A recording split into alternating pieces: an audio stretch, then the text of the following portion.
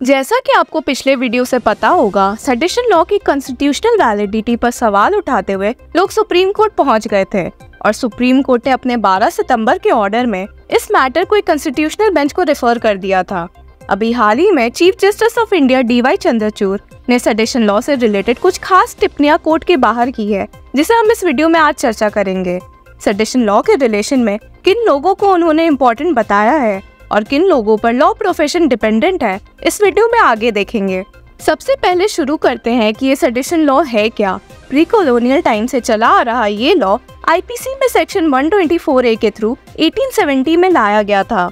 This section deals with the punishment awarded to people who create disaffection towards the government. जैसा कि सभी लोग वाकिफ है, सेंट्रल गवर्नमेंट ने पार्लियामेंट के मॉनसून सेशन के दौरान प्री कॉलोनियल रूल्स को हटाने के लिए IPC की जगह भारतीय न्याय संहिता को पेश किया था, जिस पर उन्होंने ये साफ बताया है कि उन्होंने नए बिल में से सेडिशन लॉ को रिमूव कर दिया है। हालांकि जैसा कि आपको पिछले वीडियो से ध्यान होगा, 12 सितंबर के हियरिंग में अटॉर्नी जनरल R वेंकटरमणी और सॉलिसिटर जनरल तुषार मेहता ने CJI की बेंच से ये निवेदन किया था कि वे सेडिशन लॉ के कॉन्स्टिट्यूशनल वैलिडिटी वाले केसेस को डिफर कर दे, क्योंकि सेंटर इस मामले में नया लॉ पेश करने वाली है।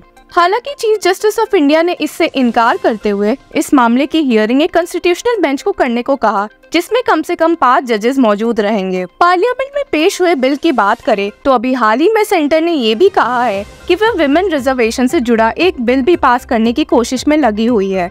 रिपोर्ट्स की अगर माने तो यूनियन कैबिनेट ने 18 सितंबर को विमेन रिजर्वेशन बिल को मंजूरी दे दी है। This bill intends to provide 33% reservation for women in the Lok Sabha. Chief justice of India ने अपने स्पीच में जेंडर गैप की प्रॉब्लम को भी डिस्कस किया है।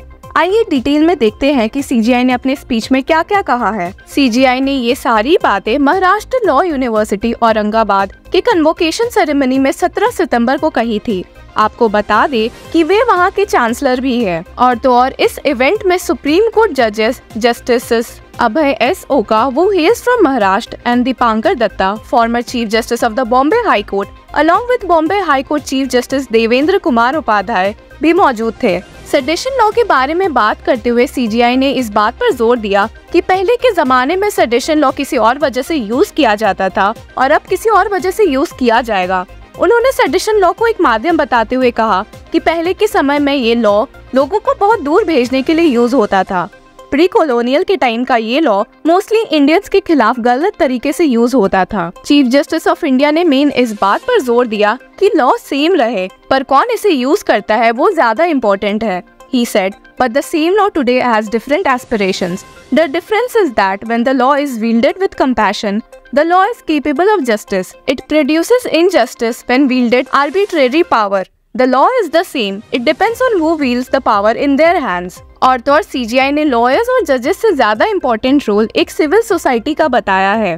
और जैसा कि आप लोग इस बात से तो वाकिफ ही हैं कि a challenge to the constitutional validity of the sedition law is presently pending before the supreme court. Chief justice of India DY Chandrachud ने ग्रेजुएट्स को ये समझाते हुए भी कहा कि लॉ प्रोफेशन का फ्यूचर इससे जुड़े लोगों पे ही डिपेंड करता है और उनके इंटेग्रिटी पर। उन्होंने कहा कि इंटेग्रिटी और ऑनेस्टी किसी भी लॉयर्स के लिए कोर वैल्यूज होते हैं और इतनी आसानी से ये खत्म नहीं हो सकते हैं।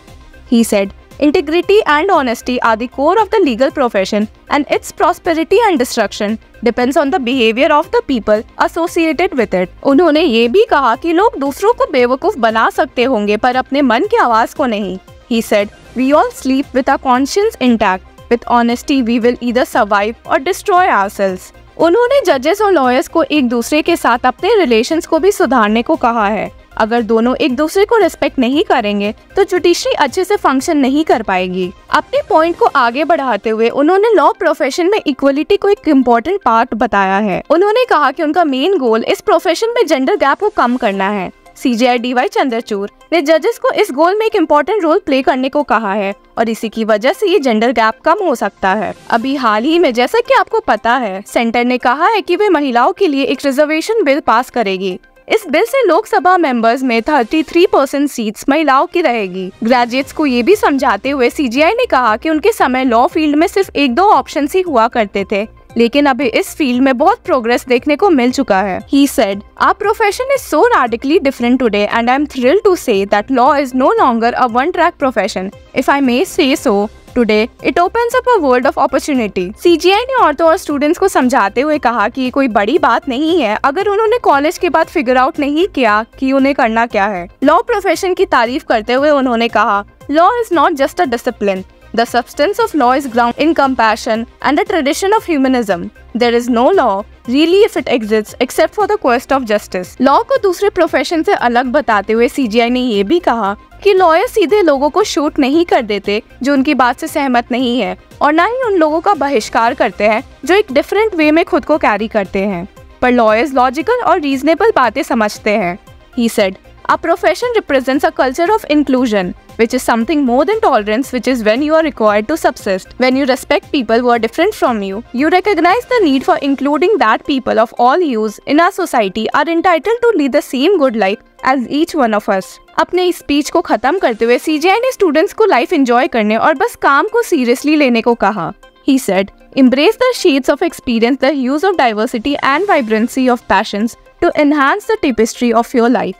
Never forget the first step of the ladder, nor kick it when you are at the top. और इसी के साथ उनकी स्पीच खत्म हुई। Chief justice of India DY Chandrachud आए दिन अपने स्पीचेस और जजमेंट्स के थ्रू लॉ वर्ल्ड में चेंजेस लाते रहते हैं और उम्मीद है ऐसे ही लाते रहेंगे। To keep yourself updated with legal news, keep following Law Chakra.